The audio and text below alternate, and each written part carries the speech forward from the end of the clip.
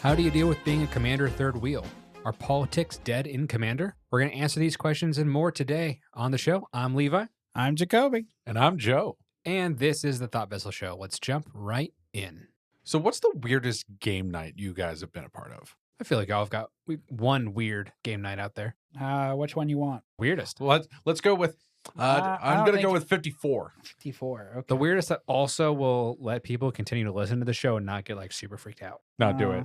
No I balls. I don't think I have one that would freak people out, but I do have one that's like outlandish. I'd like to go last for that though. Not fair. We can do that. I'll go ahead and start us off then, if that's all right with you, Joe. Please. Yes, I, the gatekeeper of stories, obtain this upon you. Well, I just thought you were going to steal the intro from me, as you No. know, you steal most stuff from people in Magic. Wow. Oh. Wow. Taking shots at my personality outside of the game. I see. To be fair, you spent the entire sentence not saying he's wrong. Case closed. I can hate you. You Joe hate. Joe They Klepto. hated him for being right. Joe Klepto, new Twitch handle. There we go. Jesus Christ. All right.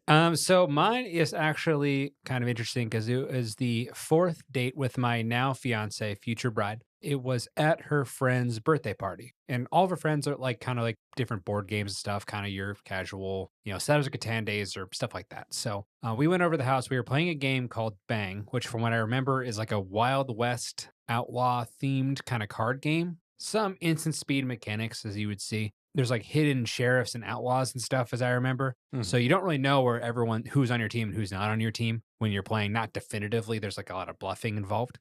I'm in this point where like I'm still trying to be nice to this woman and not like be super mean. And I'm like, I don't know if I should hit her or anything with any of my cards because I don't know how she's going to take it because I haven't played a ton of games with her. And like most stuff we've done at this point was either like one-on-one or like co-op games on double dates and stuff like that to this point. And in the game, I was kind of taking a more defensive approach just to kind of see what happens. And then I had 2 life left plus an additional like saving card. So like if you're going to attack me, you'd have to be pretty intentional about killing me in order to kill me. Like you would have to like pretty much use up your whole hand. Sure enough. I mean, it just goes into the old adage, kill Levi hard. So If you try to stab him once, you will fail. So in the game, gets to her turn. She sends up like a bang bullet card at me. I was like, wow, that's kind of rude. So I'm going to go prevent this. And then she follows it up with 2 more. So in our 4th date, she shot me in the face 3 times and killed me. Kill Levi hard.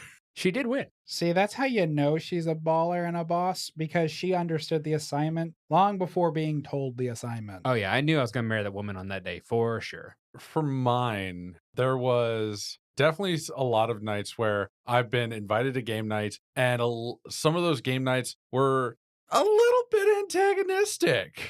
Basically put on by people who are taking a lot of their relationship problems out when their friends were there. Oh, that's the worst. I love eating popcorn watching those. Yeah, sure. I don't want to be in the room. Yeah, It's I like hate this is not my thing. I can certainly play a counselor to you, but this is not the setting to do that.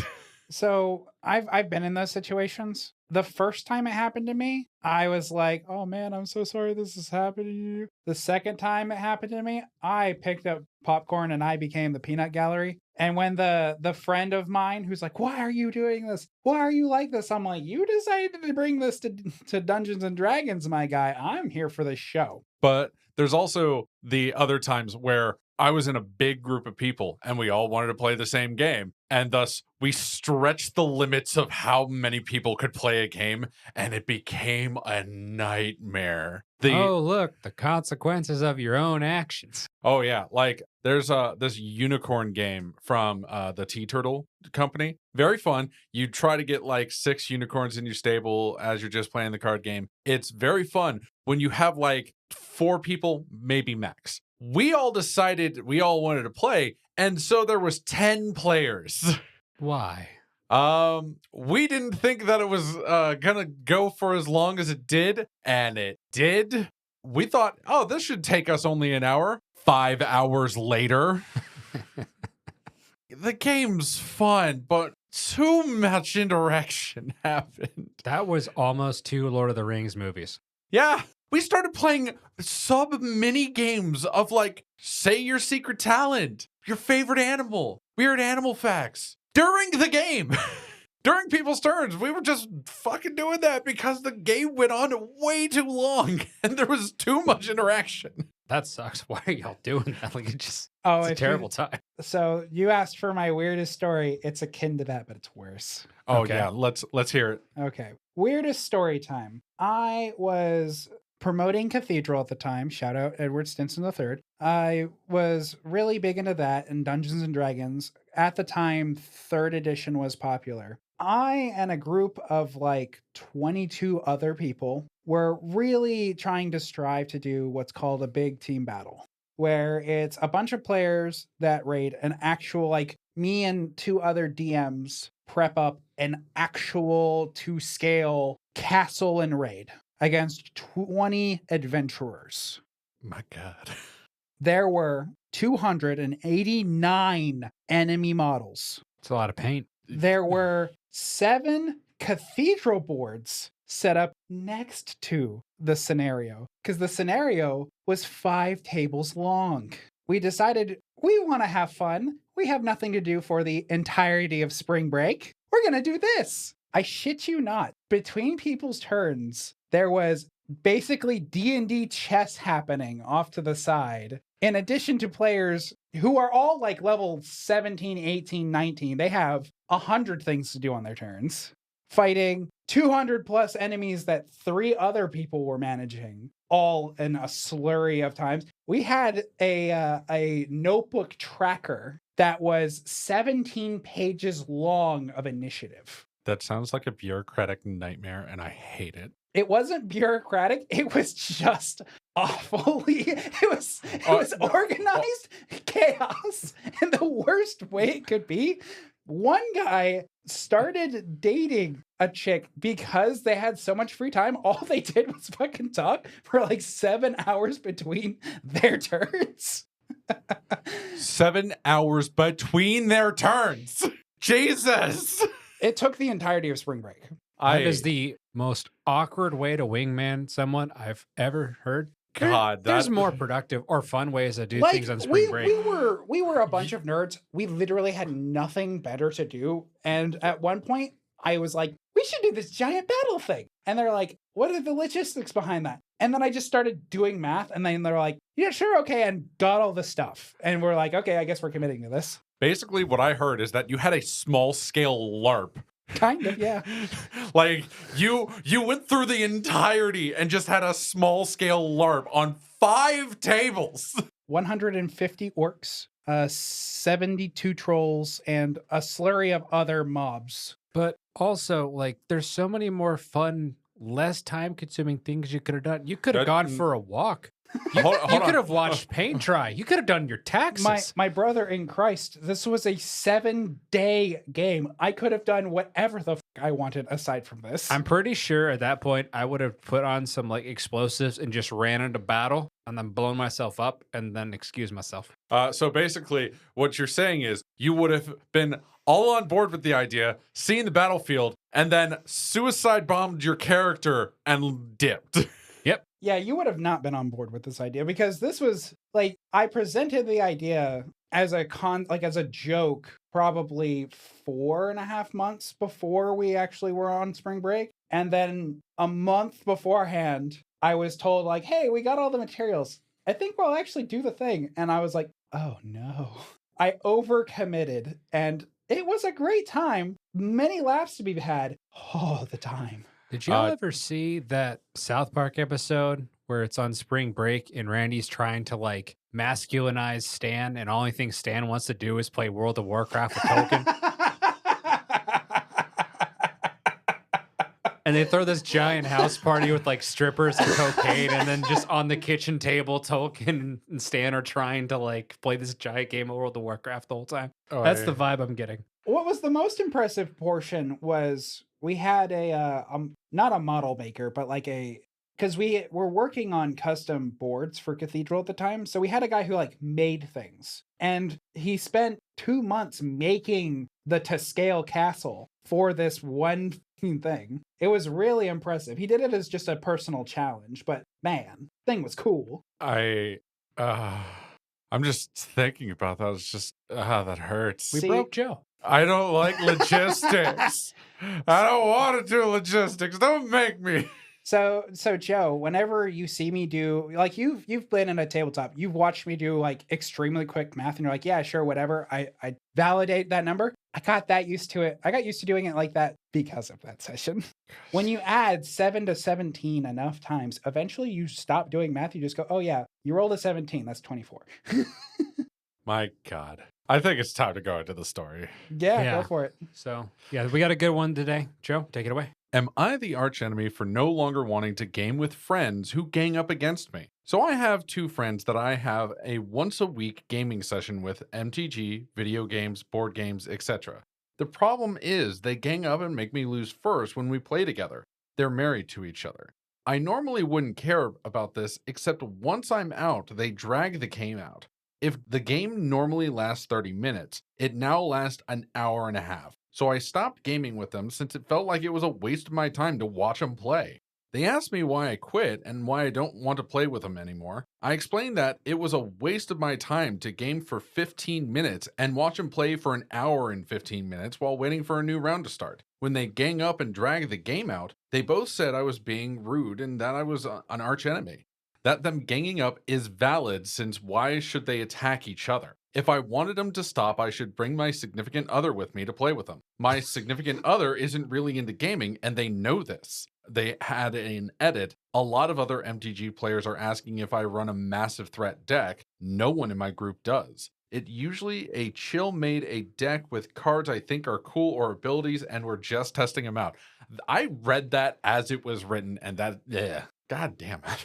Joe's having an aneurysm over here. I get angry about this because I have to read some of the shit. One of these days, for maybe like next year's April Fools, I'm just gonna get like the most like conjoined, messed up story possible and just watch you suffer. Unfortunately, it can't be worse than any of my stories. They're long and congealed anyways. Well, you'd at least write them better than this. Yeah. Mm. One dude runs a mill deck on himself to try to win. One uses vampires, one uses dragons, etc. So definitely an Ur dragon in there. It's always an Ur dragon And somewhere. definitely an Edgar Markov in there. Yep. None of yous really use land.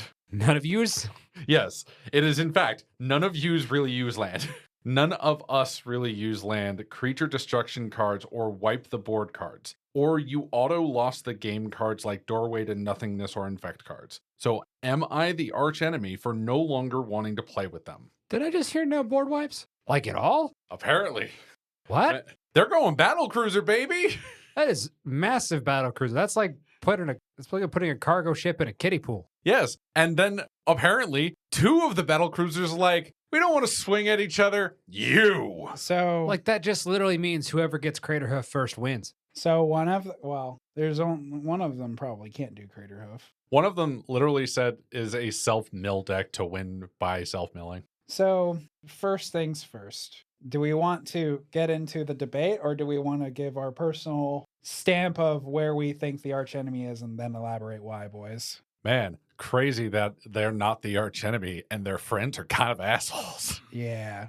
I think we're all in agreement here. It's kind of funny because like 95% of couples that play games together, it goes one of two ways. It's either like we're gonna gang up on somebody because like we love each other, we don't want to deal with the aftermath of that, or like, I'm gonna go stab my wife in the face. Like Your one future yeah, wife. exactly. Like And, one of the there's two. there's Only literally energy. no in between. None. Like literally, my fiance's bio, like on her profile, was I want somebody with compassion in real life and ruthlessness in board games. That's what she put down. I was like, yep, we're swiping on that. Absolutely. Yeah, no, for the most part, ganging up like that and just doing the 3-player game and ganging up that hard, and then also being like, well, you could do this and that. It's like You could bring somebody else to the fight.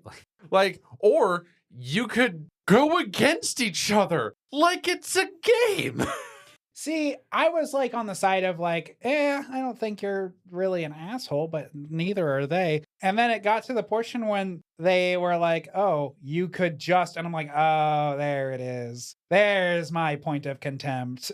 Also, the fact that they don't want to swing on each other, and then when they are the only 2 left, they drag it out. Like, Yeah. no, you are not playing to win. You are just wanting to be in a game and not have an actual conclusion. You know, Well, when you have the no board wipe battle cruiser stuff, like it's hard to break through for any kind of meaningful damage without losing your stuff. Yes, but Ye- that's also why you try to do the actual politic thing and bring the other person in. you know what I like this entire argument that they're having looks like to me? It looks like this friend was just like, I want to play. And then they stab him to death and then they go, no, you hang up. No, you hang up. No, you hang up. And that's just their argument for an hour and a half until one of them just is like, okay, fine. And then they kill that person. I think in their defense a little bit, I have found the most non-games as of late have come out of pods of 3 versus pods of 4, just because like if someone's gonna like really get ahead, it's usually a lot better to have 3 people to kind of work together to take them down than just 2. Where I've seen a lot more games like get out of hand off of the pods of 3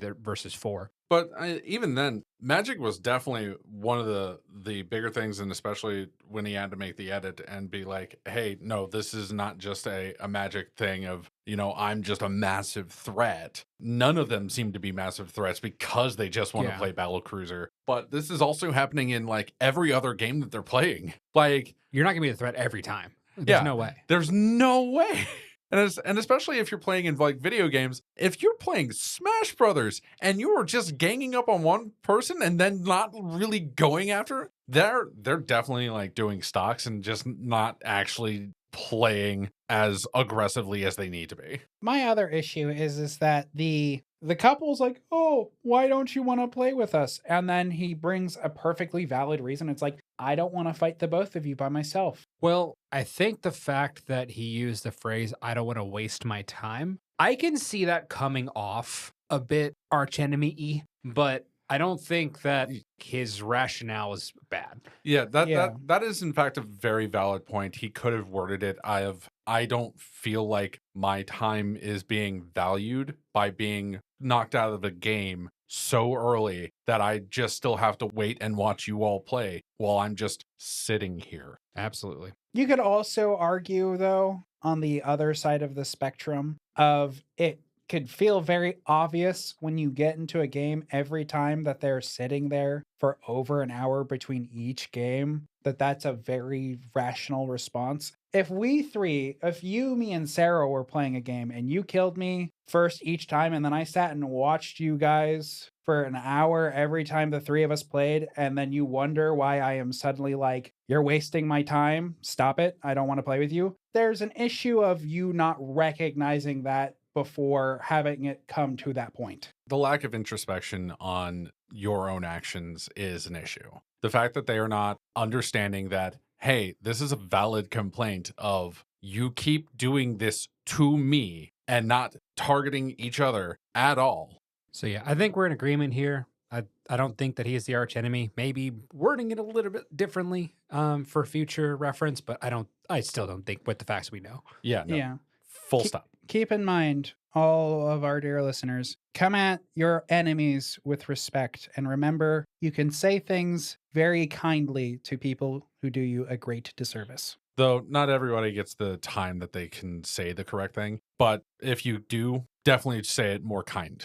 Alrighty, for this penny for your thought vessel session here, I actually posted a question on Twitter, Facebook, and then asked a couple people in person as well, because I was generally curious on what people thought about this situation, because I'm a data collector. I love going over different information like this. The question I asked was, if you took these people and taught them how to play Commander over 3 months and they played a game, who do you think wins? So the assumptions here is these people had never touched a Magic the Gathering card before in their life, so no prior experience, same level of enthusiasm, same level, power level, everything else is even. We had a grandmaster in chess, a psychologist, a mathematician, and an expert in sales. And the reason before I get into the data here, I'm going to go over why I picked each of these. So the grandmaster in chess, this is going to be somebody who is very detail oriented as far as how games work and understanding patterns. A psychologist is going to be very good at things like game theory or being able to read people and have a higher understanding of logic, or being able to kind of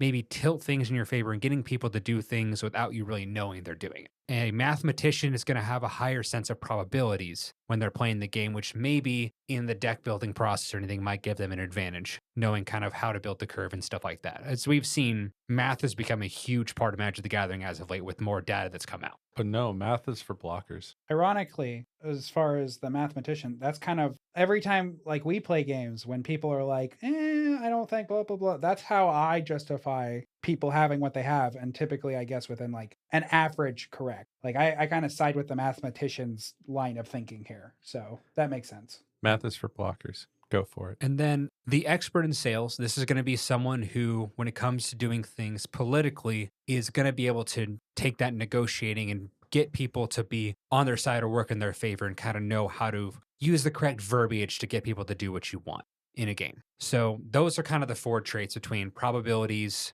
A pessimistic way to look at it would say manipulation, psychological effects, or gameplay patterns. It's not so much pessimism. It's just an actual fact that usually you're trying to manipulate people into doing what you need them to do, which is just what sales is. You're trying to manipulate somebody into making a purchase that is advantageous for you, maybe not as advantageous for them. Depending on the product and everything. Yeah. It can only be malicious if the intent is to dissuade the correct attitude. Like the car salesman and the financial advisor are going to have a very different set of rules as far as what they're doing. The financial advisor is an example of a morally correct manipulation. The car salesman, not a guaranteed outlook. And it's a fiduciary. Like they legally have to act in your best interest. Exactly. So they can't screw you over. But people who generally want to be there, I would hope, do it because they have a moral obligation. Quoting fingers on generally.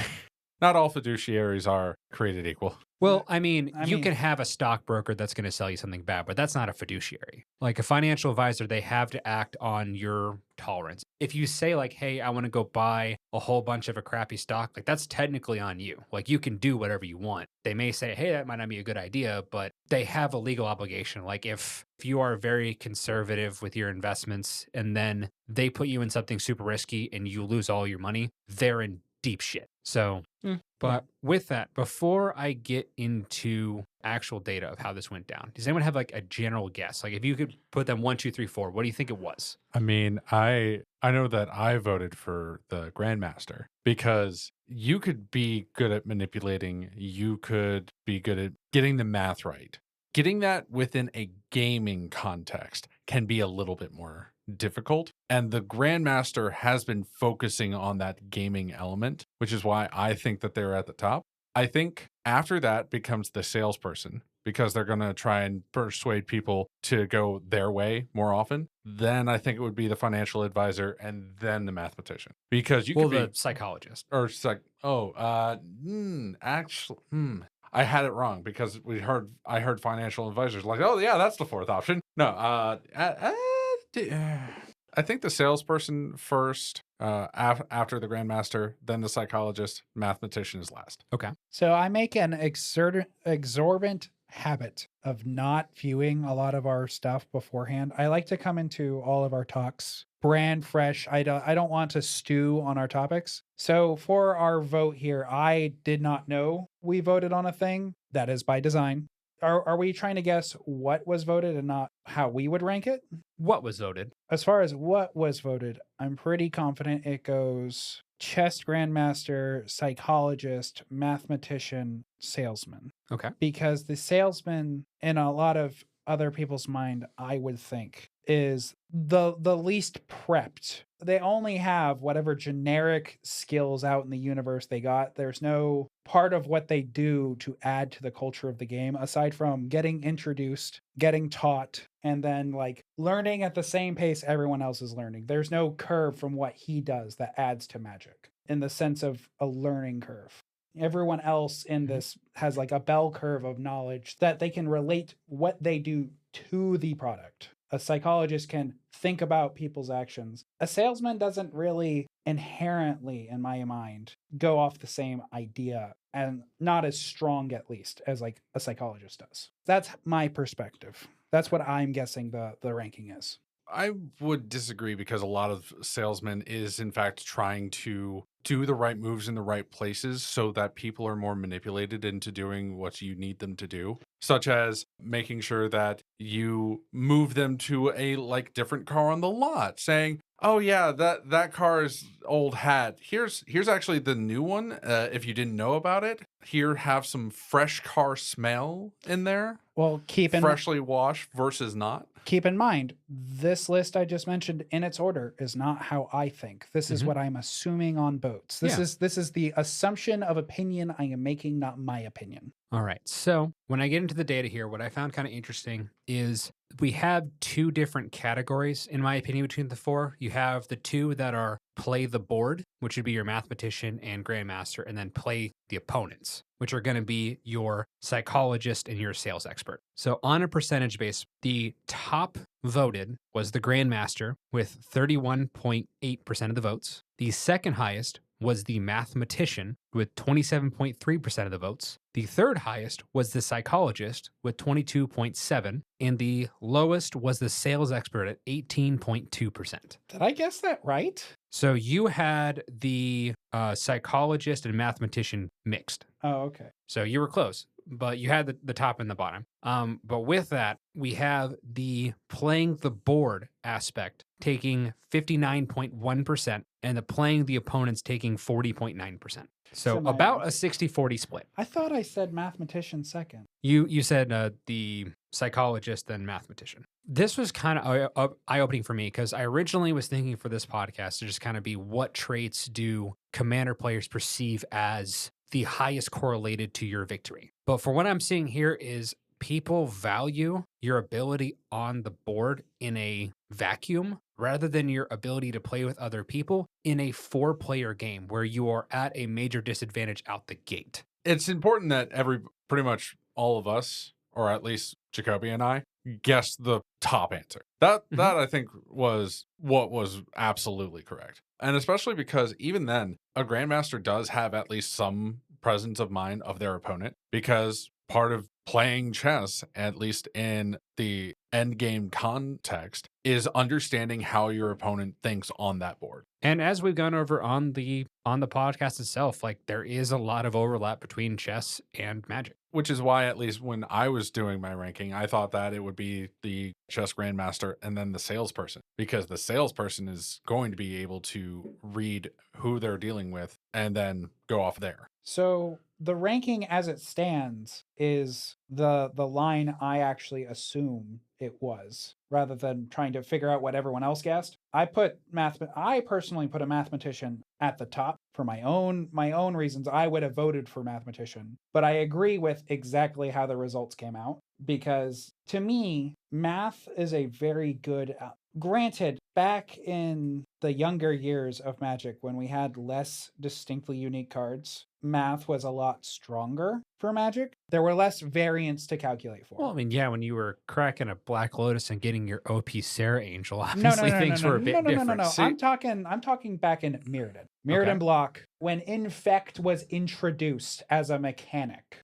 we had flavor text back then. It was great. We had a lot of flavor text. There was a lot of generic things in Magic, but there were not 4 Beast Withins like we have now. There were not more than there were less variants of the same thing that we have now. By an amount, I don't think it's like a vast amount. I'm not saying there was 1 and now there's 4, but I am saying there was like maybe 2, 3, and now there's 3 or 4. I don't fully agree that mathematician should be in the second spot. That's just me. I think that, yes, having the ability to do that math and probably the probability certainly can help you in your favor, but probability is just that, probability. That does not mean that you actually get the thing that you want, and you could do all the math in the world. That's not going to win you the game. Neither is psychoanalyzing a person's player face.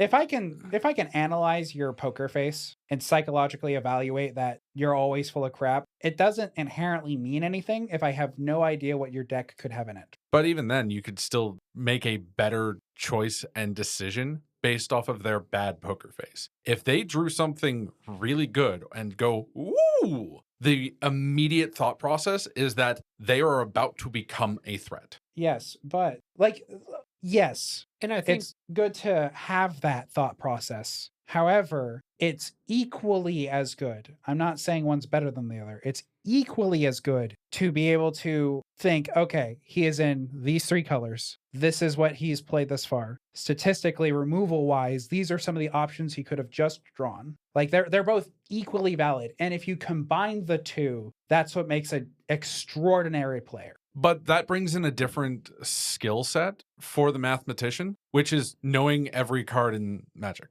Which, if they only have 3 months, not necessarily what they're going to be Yeah, able to do. with 3 months, you're going to get a solid foundation, and probably you're going to have like a deck that you kind of know every card in and kind of what it can do. But you'll probably have to read some cards as they're played. Totally. The other thing though is that a newer player, so like in my mind, the psychologist is learning how to predict and think and motivate through the player. The mathematician's looking at EDH rec and going, these are all the most common cards. These are things I can statistically look out for because 50% of decks run them. And then using that as their basis. In 3 months, you could learn a lot of cards. That's just how I think. That's how I got into Magic. Fair enough. So, kind of what I took this information from at this point and realizing kind of what I saw where there seemed to be more of a value on the just, if I'm playing on a computer, these are the assets that I would want versus the sales because it would kind of knock it off of the equation. So I realized, I started looking back on some of my games kind of my head, and then I was,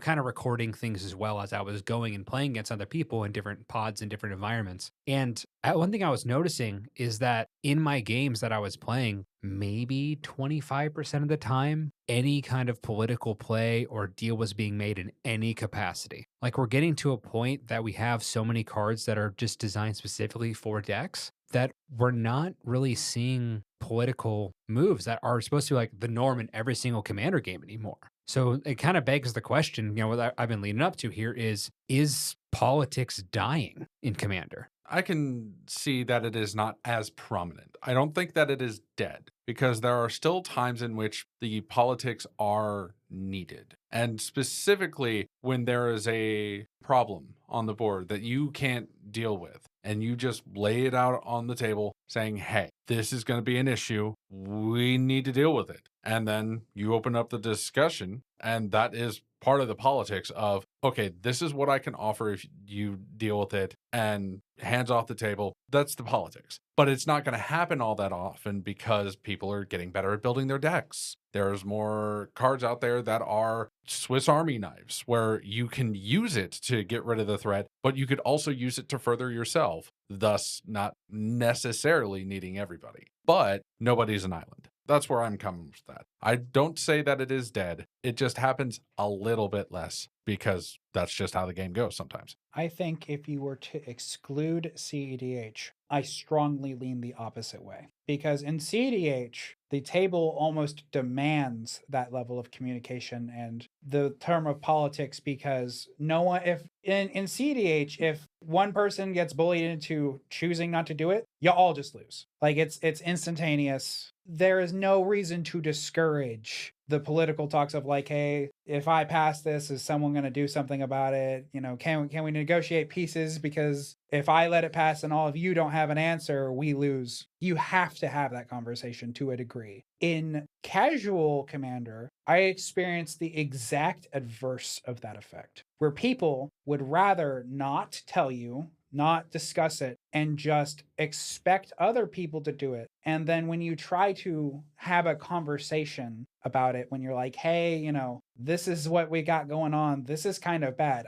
My own experience, the overwhelming vast majority of the time, I get hit with either a contradiction that's being stated, an incorrect one, mind you, or it's a, yeah, that sure is a you problem, and then things go sideways and exactly what I, the player trying to save the board, am saying happens, and then it's because no one wants to have a discussion. Or they want to play cards and then pretend they're being political when it's just a true valuable, like, they want to be like, oh yeah, we made such a great deal. There was literally nothing but gains from one player and nothing but disadvantage for the rest of the table. And they're just pretending to spin it like it was like, oh yeah, politics. That's my experience. mind you. That's not verbatim facts. Yeah, because your experience and my experience are way different. A lot of my usual games have been, people have been, in fact, making certain deals. And the main disadvantage to those deals has been players not within those deals. That's at least been my experience. They certainly are playing to their outs by saying, hey,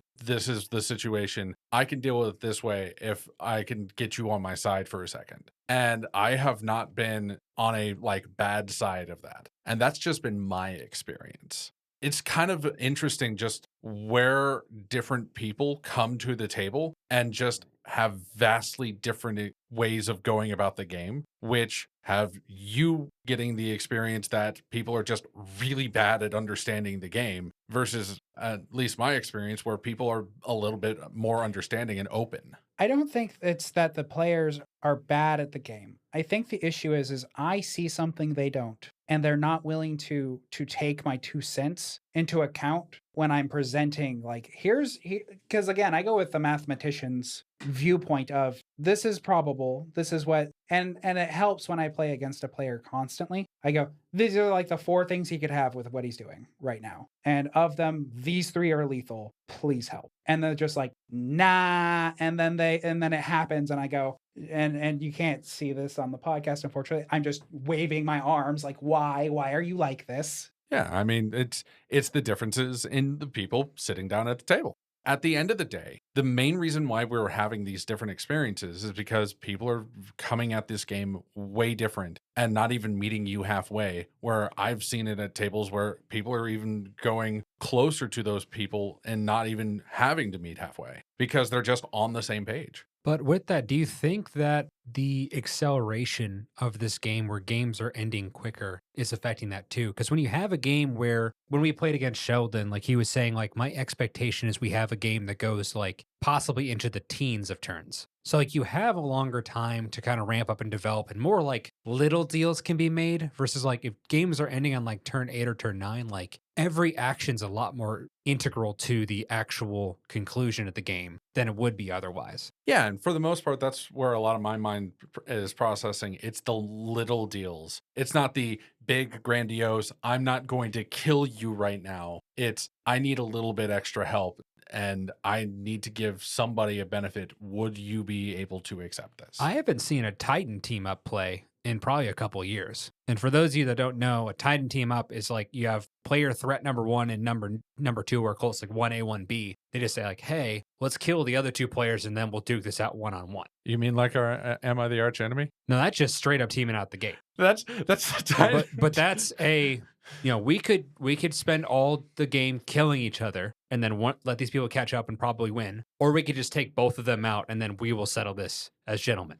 So I haven't seen that political play in forever. Like the game that I played a game recently at the bar where we all sometimes play on Mondays. And one of the players like explicitly said, I don't take deals anymore because like it's either I do the deal or like something bad happens to me for not taking the deal. Like that's been his experiences. And I think a lot of times people are so risk averse to making deals and like having it not quite go into their favor that they just don't want to have the possibility of getting screwed over anymore. My take is that I don't ever receive deals that are not at the end, that are not handed to me at the end of either the hilt or the tip of a sword. Every single time, like for instance, every time you've ever made a deal or presented a deal with me, the terms of engagement, 50 or higher % of the time, you say, I need this or you die. That has been verbatim. You don't give me an actual choice. And that's a lot of deals that I get. Like people want to present deals at the only step where it's not worth taking, or I just take it and you're going to screw me anyways. Yeah, that's not democracy or a deal. That is a hostile takeover. Yeah. I have never I don't think for the last 2 years, I have never been presented a deal that was simply like, can you deal with this? I'll give you a small benefit. Or if I deal with this, will you give me a small benefit? I don't get presented those deals. I think the problem with that now is a lot of players, because we're kind of having that, streamlined efficiency with decks, because we have so many cards now that do the thing that you're trying to do. Like, we don't have to add as much filler into decks anymore. So it's hard for me to put a card in my deck that lets you draw 2 cards or gives you a benefit outside of like, I'm not going to use my removal spell on target A, or I'm not going to swing at you. So it's either like I have the only incentive that you have is letting something live or not giving them combat damage. Like, it isn't as much of a benefit at that point because we just don't play those cards really. And there's also, in my opinion, how we play the game, because usually you're really aggro and not many people deal a lot with aggro, and you're spiky and not many people see that as a benefit to make a deal with you other than just to play for second, which is not a winning mentality. The other issue is I used to play a lot more aggro. I've played a lot less of it lately. One of my main decks has become a Mazzy, like, enchant people's stuff, goad their things, and have them figure it out problem. So aggro with extra steps. It would be aggro with extra steps, if not for the fact that half of the deck is just turn your creatures off. It's like Lignify or Darksteel Mutation. It's like things that are like, okay, if we're not going to play that, that's fine. Enjoy this 0-1 buck. But even then, like, attempting to make deals in a deck that its entire premise is like table talk, no one accepts the table talk, even when it's like beneficiary to solely them. Like, I had a game where I was like, I could Darksteel Mutation that particular thing and make it stop swinging at you. And then their exact response was, no, you're just going to goad my stuff. No thanks. People do not like getting goaded. Yeah. I will say, for some reason, that's like the thing that they just really Yeah. are hating on right now. My third point was going into me with Johnny weird deck builder, where I play a lot of group hug effects, which allows a lot more deals to just be a little bit open, because I can then actually offer a little bit of benefit if they do that. But it doesn't happen as often if we play a lot of these decks that are not able to give a lot of those benefits. Now, Deadpool's advocate a little bit for that, because I think the group hug has the opposite problem with a lot of the standard decks now, is that like my only option is to like not have bad things happen to you if like my deck just has like a lot of removal and like creatures that swing. But a lot of the group hug stuff doesn't have the effect of like, okay, well, you're not going to play ball with me. I'm just going to straight cancel these effects for just you, and everyone else gets to have their fun. Because a lot of it is like universal around the board. Yeah, but for the most part, it usually happens this way. They identify a threat while I'm playing like my group hug deck, and I'm just like, okay, I think I can try and get you some kind of benefit, and still is just a benefit for the entire table, but it is intentionally trying to build a benefit for the player that needs the help. What happens if the person's directly to the left of you? So like they would get the benefit first, like if the threat. It's not come up that often, but there are ways in which to try and deal with it, because for the most part, it can be they just need the instant right now. And then you just draw a whole bunch of other people the cards and just see where that goes. That might be the only deck in which that artifact exiles itself reverse the turn order would be useful. Yeah, unfortunately, I never got to make that work in the Elsha, the Infinite, where I just kept making clones of it and just kept going. Back. Well, then you're just going to piss off the one person diagonal from you. That doesn't seem very fun. I mean, yeah. To be fair, he just pisses off the person, whoever's in the lead, by never giving them a turn. Because you just wait to reverse it until right before that person's turn, and you just like, okay, now we play reverse it. So it'd be like he just does it on his turn, on my turn does it again. Just the person to the right of you, whatever, would get double the turns. Basically, that strategy works the most in 3-player pod, because then you get double. Yep. For the most part, it becomes really, I'm locking that player out and doing that. But yeah, it just never came to fruition because it's a Rube Goldberg machine, and as much as I would like to Rube Goldberg hard, it doesn't do it. Yeah, that's a lot of setup, and that card is not cheap mana value wise to get out either. But yeah, it's also just a lot of the other times that I've encountered it through CDH, through non-CDH, is just letting like the incidental, I just need this thing to connect, to try and deal with this player. And that's like the small arrangement. So you think it's just politics are just shrunk down now? Yes, it's very hard to say that there's the big swinging politics because we do still see it. Even nowadays, we do still see it, especially if you're looking at like game nights and specifically some other like casual games. You actually see a lot more politics in the casual games than you do like CDH because it's really hard to pull that off in CDH. As much as you're shaking your head right now, Jacoby, I'm telling you, it's true. I'm telling you, it's not, man. I think CDH is less politics and more like universal understanding and responsible play, where there's a lot of deals, but I don't think they're actually being like stated. For the most part, if you are trying to get like any kind of draw, people see that as, oh, you're just trying to win. And nobody wants to accept that. There are not the small deals. They're not the big deals. They are just look at the threat. Can anyone deal with it? No. Cool. There is not a lot of politics. Like the biggest amount of politics that I've seen in the recent years was the priority bullying. And the guy's just like, I'm not doing it, which is more in line with what your experience has been.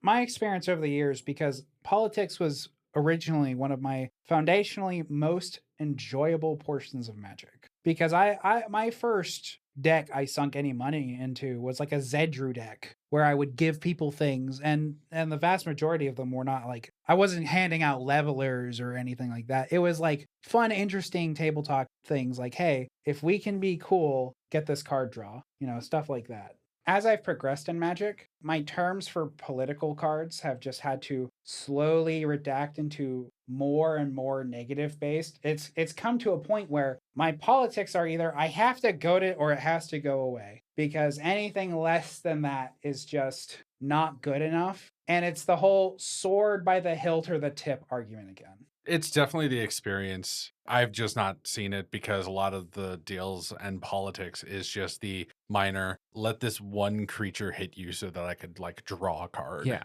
But these are much smaller deals. And I feel like we're not making the deals of like, I'll let you live, but I want a favor anymore. Yeah, for me, it's a lot of the times that I have been in deals, it is I'm trying to make this deal from behind. It's never been I am ahead and trying to make this deal, which is I feel more of my experience has just been I'm trying to make this deal so that I can feel like a part of this game instead of I am making this deal and you better accept it. It can definitely depend. Like one of the deals that I was trying to make was an opponent had like two, like through +1/+1 counter synergies. And this person also had a Simic Ascendancy on the field that was like at like 10. So like it was coming. Like they had like two, like 15 creatures. But the opponent had an ability, like in a Shin with the dragon, when it attacks alone, you sacrifice a creature. So like, oh, so you can wipe out both those creatures. I was like, okay, so it's on my turn. I'm like, we see this is the problem, yes? I will let this live, but I need those gone. And if he said no, I was going to make the opposite promise to the other person. Like, I will let your creatures live, but I want you go in that direction. So, essentially you have the ability to negotiate from a place of power where it's harder for like someone to say no. And you can have the high ground at a negotiating table, but it's harder nowadays to have those positions because they're so few and far between, especially if you're at a commander table that's not combat oriented. Like if there's combos and stuff everywhere, it's impossible to make deals with anyone because like, oh, I'll let you tutor for a card. Cool, I win. The other issue is that with the whole negotiating from the high ground, you make it impossible when you're too high off the ground. If you're fucking trying to negotiate with me from Mount Olympus and you're trying to make it seem like you're doing me a favor while I'm drowning in the sea, sorry, not sorry, that's not a deal worth taking. Don't spit on me and call it rain. Yeah. But even then, like I will have like if I'm going to have political stuff in a game, I'm like, I know I'm going to have politics play a factor in this game. I have to proactively make that decision these days. Like the rate of this is a 4-player game, it's all political and a little bit of bluffing and having to make deals with your enemies and stuff. Like I feel like that's like not really a thing anymore. Like that's just so far gone. Big issue I have experienced is the favor propaganda is always like people don't want to negotiate for favors because a lot of the times we don't negotiate the level of the favor. The favor is just like, hey, I need you to not do this now. And then that person uses that as a springboard to either win on the next turn or win the turn after that because they're like, okay, I'm turning in my favor. You can't attack me. And then they kill another player. That player has to sit there because they already negotiated and they're like, okay, I guess I don't hit you. And then you turn your board on them because they're the last player alive. Well, I mean, if they're the last player alive, you don't have much of a choice there. But like, I'm not like, the issue is negotiating for a favor and then them cashing in that favor being that. Like, you already made the deal. Well, you gotta not let it be a universal umbrella favor. You gotta counter with People a don't like agree to this those. is a certain stipulation on But it. see, that also brings up a point where I was playing a game with Bobby Christine. Shout out to her. She's great. We were playing on her stream, and it came down to we made a deal that this person would be dealt with by me, and then we would duke it out. What ended up happening is that them scrambling to live killed them. So they just kind of died by themselves without me having to do anything. And so it came to the end of the game and I made the point. So I couldn't hold up my end of the deal because that happened. Did you just ask the chat what to do at that point, or No, I spoke with Bobby Christine and she goes, that is understandable and I would accept you killing me. But I didn't. I, in fact, said, you could have killed me. I could have killed you in this situation, and you would not have made that deal otherwise. I believe that it is prominent to call this a draw, and we took it as a draw. Yeah. We were both still upholding our end of the deal, and we were both able to walk away from that happy with the decision. We were able to do the politics thing without fucking each other over.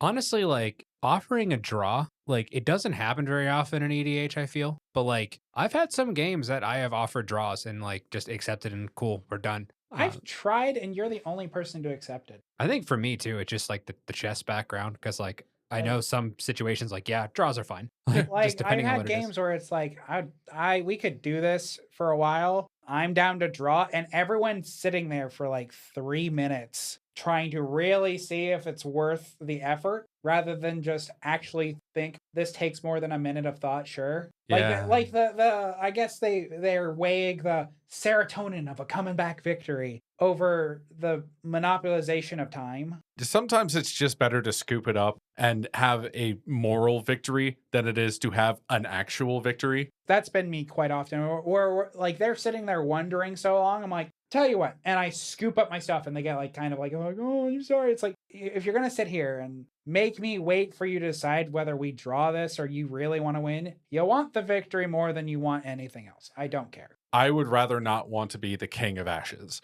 Yeah.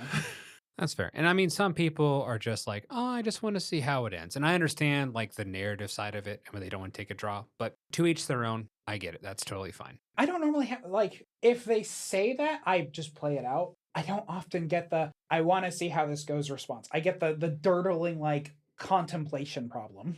But I mean, even then, like, if you're in a chess tournament and you offer a draw, like sometimes they'll analyze a position on their side. Is there something that I'm not seeing that they're super afraid of that like I might be blowing my opportunity for a win? So like I think some analysis is appropriate there. But at the end of the day, sometimes taking the draw is advantageous to both of you And your time. If we were in and your time. If we're in a tournament setting, I don't offer the draw unless it's like verbatim what needs to happen because that's a tournament. If we're playing casual games, I don't give a shit. Well, I mean, I'm also if we're playing casual chess, I extra don't give a shit. Also thinking of like the end of maybe like a pre-release or a draft where pretty much you've gotten to the end and it is strictly advantageous for both of you to just draw and take the prize. Yeah, only place I get people to get it without skipping a beat. The like 3 times we've done it, me and Eric both, because we did Two-Headed Giant Draft, we're like, do you want to draw? And they just yesed every time. It was beautiful. Didn't make my head hurt. Yeah, moral of the story here as far as our debate. I feel like Jacoby, you're on the side of, for the most part, politics are dying out. You're saying that they're just a lot smaller from a quantifiable perspective than they have been in the past. I think my actual stance is that people are just different and we're going to experience different things because obviously I have not experienced the same things that Jacoby has and Jacoby has not experienced what I have. So I think it's just, we can certainly make a idea of what may be dying out, what not. But at the end of the day, people are just different. Yeah, if we were playing in a location like, for instance, the place I used to play in Florida, politics there don't exist. You know, they still can exist, and I know for a fact it's a thing, but like in certain locations, if you don't have the wherewithal or the correct kind of people, they literally are not a factor. Yeah. So that's a good statement, I think, Joe. I think you're right Yeah, on, that's fair. on that idea. But at the same time, I think our data that we have here is proving the point that people are valuing political influence in games significantly less than they used to. And just on the board focus is becoming more prominent. But this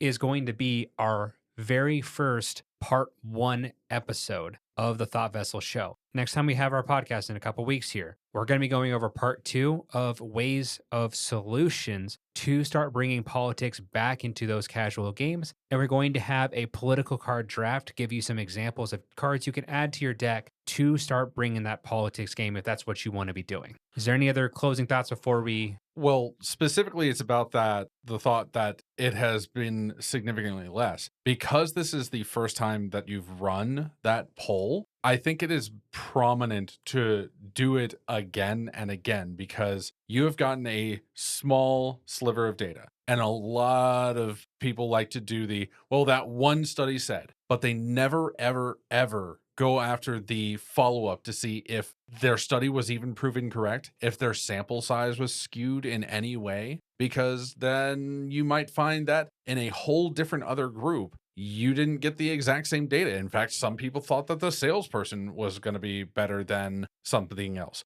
Hey folks, the audio got a little corrupted here, so we did miss out on some of the things that I said and some of the things Jacoby said. The moral of the story, always check your audio and make sure that you're doing this without trying to go back through editing. To bring you up to speed, we were talking about getting a poll from what Levi did at SCG Con Atlanta.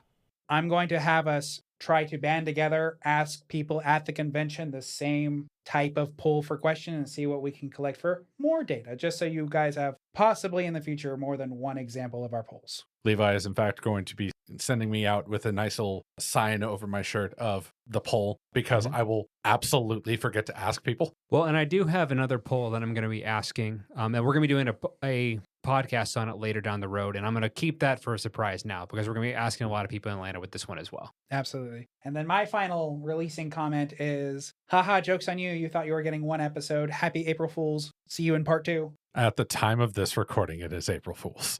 I would imagine that's where they thought, yes. No, I needed to let them know. Oh, that's fair. I needed to say it. All Except our equipment says that it's June 13th, 2021. We're doing trapped great. in the past. 2021? 2021. My God. I'm not even mad. I'm just impressed. We're back in COVID, boys. No, that just means that this was developed back in 2021. Anyways. All right, that is all the time we have. Thank you again for tuning into the Thought Vessel Show. You have a good rest of your week. Take care. Draft next time.